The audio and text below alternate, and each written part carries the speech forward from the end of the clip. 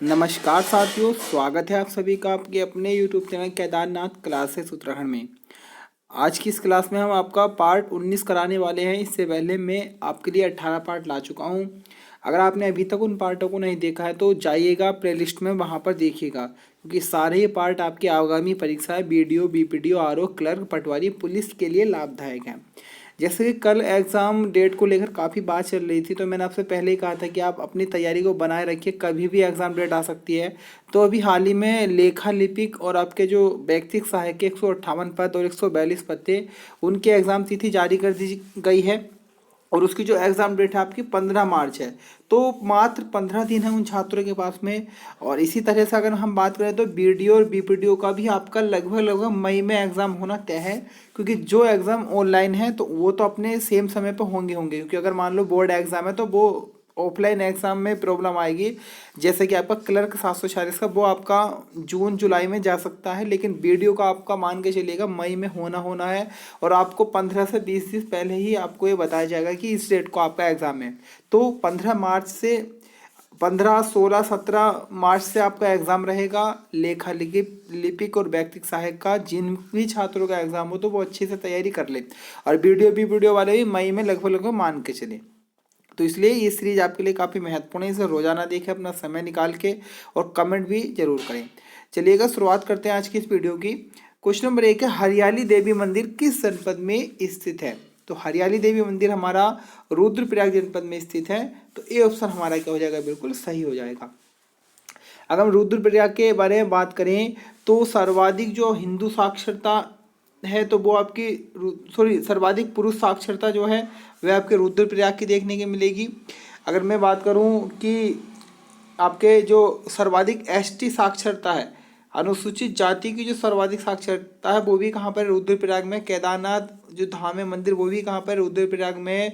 सरवदिया गांधी सरोवर जो ताल है वो भी आपका कहाँ पर? रुद्रप्रयाग में है। और मंदाकिनी नदी यहाँ से मंदाकिनी और आपका अलकनंदा का जो संगम है वो भी कहाँ पर होता है? आपका रुद्रप्रयाग में ही होता है। उसके साथ ही साथ अगर हम बात करें तो ओखी मठ भी आप हमारा कहाँ पर आ जाएगा? रुद्रप्रयाग क्षेत्र में ही मुख्य रूप से आ जाएगा। और गुप्त काशी भी हमारा कहाँ मिलेगा? हमें रुद्रप्रयाग में ही देखने को मिलेगा। क्वेश्चन नंबर 2 है, रवाई किसान मेला किस जिले में लगता है? तो रवाई किसान मेला हमारा टिहरी गढ़वाल जिले में लगेगा। तो हमारा ए ऑप्शन क्या हो जाएगा? बिल्कुल सही हो जाएगा। किसान की हम बात करें तो वर्तमान में जो हमारे किसान मंत्री हैं भारत के, वह नरेंद्र सिंह तोमर जी हैं। उसके बाद अगर हम बात करें किसान दिवस कब है तो 23 दिसंबर को किसान दिवस मनाया जाता है। किसान घाट किसका समाधि स्थल है? तो चौधरी चरण सिंह का समाधि स्थल आपका किसान घाट है। किसान का मित्र कौन है? केंचुआ है। केंचुआ दिवस कब है? 31 दिसंबर को, याद रखना, केंचुआ दिवस 31 दिसंबर। बर्मी कंपोस्ट किससे तैयार किया जाता है? बर्मी कंपोस्ट तो ये भी केंचुए से तैयार किया जाएगा। उसके बाद अगर हम बात करें तो चौधरी चरण सिंह एकमात्र ऐसे पीएम थे जिन्होंने कभी भी लोकसभा का सामना नहीं किया था। क्वेश्चन नंबर, और हाँ एक और बात याद रखना कि भारत के पहले जो किसान मंत्री थे वो डॉक्टर राजेंद्र प्रसाद जी थे। ये आपको याद करके चलना है। क्वेश्चन नंबर 3 है, कंडक मेला कहाँ लगता है? तो देखिएगा, एक है कंडक मेला, है कांडा मेला, तो बड़ा कन्फ्यूजन होता है। तो कंडक मेला हमारा उत्तरकाशी जिले में लगेगा। और अगर आ जाएगा कांडा मेला तो आ जाएगा हमारा पौड़ी गढ़वाल। लेकिन फिलहाल कंडक मेले क्या है आपका? उत्तरकाशी में है। ऑप्शन ए हमारा बिल्कुल सही है। क्वेश्चन नंबर 4 है, चंद्रोली आभूषण पहना जाता है, यानी कि शरीर के किस भाग में चंद्रोली आभूषण पहना जाएगा? तो ये हमारा गले में पहना जाता है। तो हमारा डी ऑप्शन क्या हो जाएगा बच्चों? बिल्कुल सही हो जाएगा, चंद्रोली आभूषण गले में। क्वेश्चन नंबर 5 है, पुलिया आभूषण कहाँ पहनते हैं? तो पुलिया आभूषण हमारा पैरों में पहना जाएगा। तो फिलहाल पांचों क्वेश्चन का आंसर हमारा ए है। क्वेश्चन नंबर 6 है, अल्मोड़ा नगर की नींव किसने रखी थी? तो अल्मोड़ा नगर की अगर हम बात करें, इसकी नींव रखी गई थी चंद्रवंशीय राजा भीष्मचंद के द्वारा। देखिए अगर हम बात करें तो इस प्रकार से कुछ हमारा उत्तराखंड क्षेत्र बनता है और ये भाग हमारा कुमाऊं है। तो यहाँ पर हमारा चंपावत आता है। तो अगर हम बात करें चंद्र राजवंश के बारे में तो पहली राजधानी इनकी चंपावत थी और इनका साम्राज्य काफ़ी बढ़ चुका था। और इसी चीज़ को देखते हुए भीष्मचंद ने सोचा कि मैं अपनी राजधानी चंपावत से आपके मध्य अल्मोड़ा में ले आओ, जिससे चारों दिशाओं में मैं क्या कर सकूँ, शासन कर सकूँ। तो मूल रूप से लेकर भी आ गए थे, नींव भी रख दी थी। लेकिन इसी क्रम में हम बात करें, खसिया व्यक्ति थे गजुआडी का, तो इस गजुआडी का ने भीष्मचंद जी की हत्या कर दी थी। और उसके बाद इनके दत्तक पुत्र यानी कि गोद लिए हुए पुत्र कल्याण चंद या बालो कल्याण चंद भी नाम मिलता है, इन्होंने इस अल्मोड़ा नगर को पूर्ण किया और इसे पूर्ण रूप से राजधानी बनाया था। तो मुख्य रूप से नींव रखी थी 1530 में आपके भीष्मचंद जी ने। तो फिलहाल क्वेश्चन का आंसर हो जाएगा ए।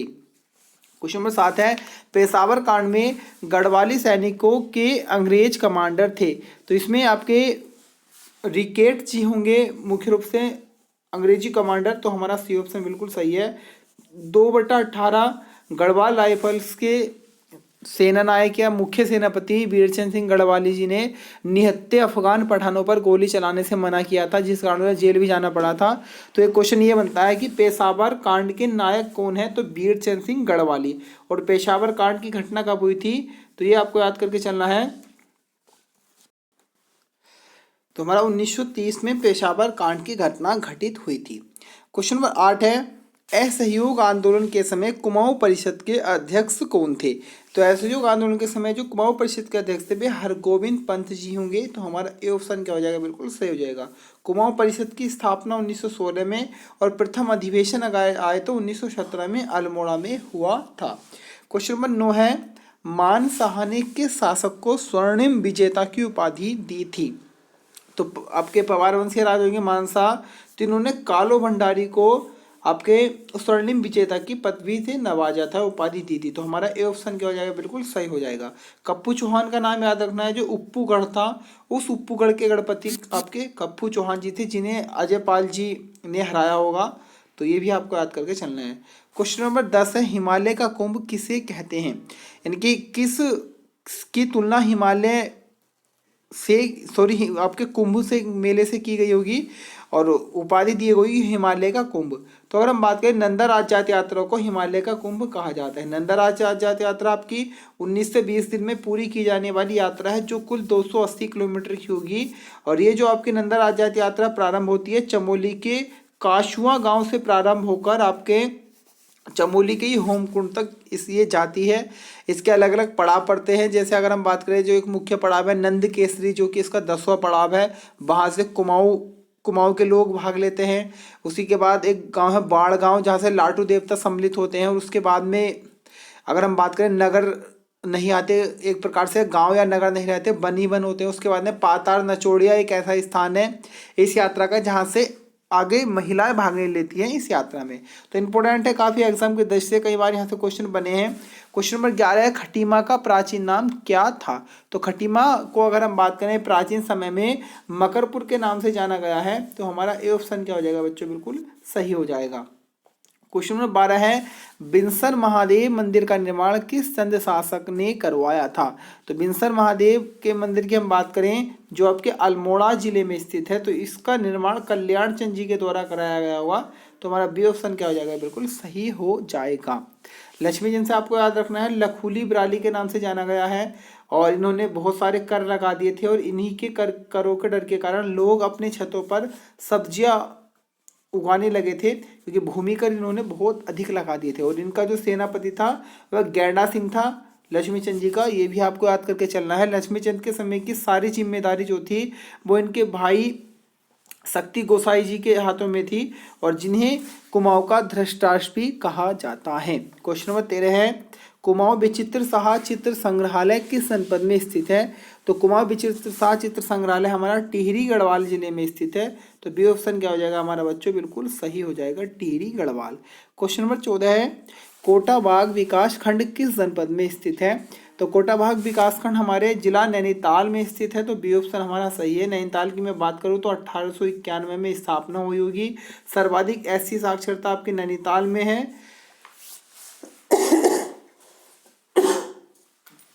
नैनीताल के बारे में बात करूं तो हमारा हाई कोर्ट नैनीताल में ही है। उसके बाद में अगर हम बात करें रामनगर स्थान नैनीताल में है, और आपका गिरजा भी यहीं पर है, रामनगर भी हमारा यहीं पर है, और ढिकाला भी हमारा कहाँ पर आएगा, नैनीताल में आएगा। वो साथ ही साथ कॉर्बेट राष्ट्रीय उद्यान आपका नैनीताल पौड़ी गढ़वाल में चल जाता है। उसके बाद अगर मैं बात करूँ तो आपके खड़देश पुराना नाम नैनीताल का ही था। छोटी बिलायत भी नैनीताल को कहा जाता था। त्रिऋषि सरोवर भी नैनीताल को कहा जाता था। उसके बाद में आपके सड़िया ताल, हरीश ताल, सात ताल, नौकुचिया ताल, भीम ताल, ये सारे ही ताल हमारे नैनीताल में हैं। नैना देवी मंदिर भी हमारा यहीं पर आ जाएगा। नैनीताल की सबसे ऊंची चोटी आपके चाइना पीक है, जिसकी ऊंचाई 2611 आपके मीटर देखने को मिलेगी। उसके बाद में अगर हम बात करें तो 1841 में कैप्टन पी बैरिन के द्वारा इसे खोजा गया होगा। ये भी आपको याद करके चलना है। क्वेश्चन नंबर 15 है, मलबा ताल किस जनपद में स्थित है? तो मलबा ताल अभी मैं बता चुका हूँ हमारे नैनीताल जिले में स्थित है। तो ए ऑप्शन क्या हो जाएगा हमारा, बिल्कुल सही हो जाएगा। क्वेश्चन नंबर 16 है, ब्रह्मा पर्वत किस जनपद में स्थित है? तो ब्रह्मा पर्वत की हम बात करें तो पिथौरागढ़ में स्थित है हमारा। ए ऑप्शन क्या हो जाएगा, बिल्कुल सही हो जाएगा। क्वेश्चन नंबर 17 है, गौरी मंदिर किस जिले में है? तो गौरी मंदिर की अगर हम बात करें तो बागेश्वर में स्थित है। ऑप्शन ए हमारा सही है। उत्तराखंड का नीलगिरी बागेश्वर को कहा गया है। और अगर हम बात करें उत्तर का आपके वाराणसी भी बागेश्वर को कहा जाता है। उसके बाद में मैं बात करूं तो सास बहू खेत बागेश्वर में ही आपको देखने को मिलेगा। उसके बाद अगर हम बात करें बागेश्वर के बारे में तो बागेश्वर में और भी काफ़ी प्रमुख स्थान हैं। जैसे अगर मैं बात करूं तो बागनाथ मंदिर हमारा बागेश्वर में आ जाएगा। पांडु स्थल भी हमारा बागेश्वर में ही है। उसके साथ हमारा कोशानी भी बागेश्वर में ही, और एक बड़ा प्रसिद्ध मेला लगता है उत्तरायणी मेला बागेश्वर में ही लगता है, जिसका प्राचीन नाम 9 लाख की उत्तरायणी था। उसके बाद में कोट भ्रामरी मंदिर हमारा बागेश्वर में ही देखने को मिल जाएगा। तो काफ़ी इंपॉर्टेंट फैक्ट है, इन्हें याद करके चलिएगा। क्वेश्चन नंबर 18 है, गुरु माणिकनाथ मेला किस जनपद में लगता है? तो गुरु माणिकनाथ मेला हमारा टिहरी गढ़वाल में लगेगा। तो फिलहाल क्वेश्चन नंबर 18 का आंसर हमारा क्या है, ए बिल्कुल सही है। क्वेश्चन नंबर 19 की तरफ बढ़ते हैं। क्वेश्चन नंबर 19 है हमारा, रामायण उत्सव में किस नृत्य शैली का प्रयोग किया जाता है? तो इसमें जो हमारा प्रयोग किया जाएगा मुखौटा नृत्य शैली का प्रयोग किया जाएगा। ए ऑप्शन हमारा सही है। रामायण उत्सव की हम बात करें तो 2 अक्टूबर 2009 में इसे आपकी वैश्विक धरोहर सूची में शामिल किया गया है। चमोली के जोशीमठ के कुछ गांव हैं, 3 से 4 गांव, वहाँ पर ये मुख्य रूप से किया जाता है। क्वेश्चन नंबर 20 है, काफली गेर व दुगनुकुरी तहसील किस जिले में स्थित है? तो ये हमारी बागेश्वर जिले में स्थित हो जाएगी। तो हमारा बी ऑप्शन क्या हो जाएगा, बिल्कुल सही है, काफली गेर व दुर्गनाकुरी तहसील। क्वेश्चन नंबर 21 है, धारी व कुसिया कुटोली तहसील किस जिले में स्थित है? तो धारी व कुसिया कुटोली तहसील भी हमारी मुख्य रूप से कहाँ जाएगी, नैनीताल में हमें देखने को मिलेगी। तो हमारा ए ऑप्शन क्या हो जाएगा, बिल्कुल सही हो जाएगा। क्वेश्चन नंबर 22 है, उत्तराखंड राज्य वाद्य यंत्र ढोल को कब घोषित किया गया? पहला तो क्वेश्चन ये बनेगा राज्य वाद्य यंत्र क्या है, ढोल है, और इसे कब घोषित किया गया राज्य वाद्य यंत्र? तो 2015 में। हरीश रावत जी की सरकार होगी, हरीश रावत जी के समय में। और एक समिति आती भंडारे समिति के सुझाव से के बाद राज्य वाद्य यंत्र क्या बनाया था, ढोल बनाया था। क्वेश्चन नंबर 23 है, कार्तिकेयपुर राजाओं की राजभाषा क्या थी? तो कार्तिकेयपुर राजभाषाओं जो थी राजाओं की राजभाषा वो आपके संस्कृत थी। हमारा सी ऑप्शन क्या हो जाएगा बच्चों, बिल्कुल सही हो जाएगा। क्वेश्चन नंबर 24 है, सर्वाधिक प्रसिद्ध नाग मंदिर वेरीनाग किस जनपद में है? तो वेरीनाग मंदिर हमारा कहाँ जाएगा, पिथौरागढ़ में आ जाएगा। बी ऑप्शन हमारा सही है।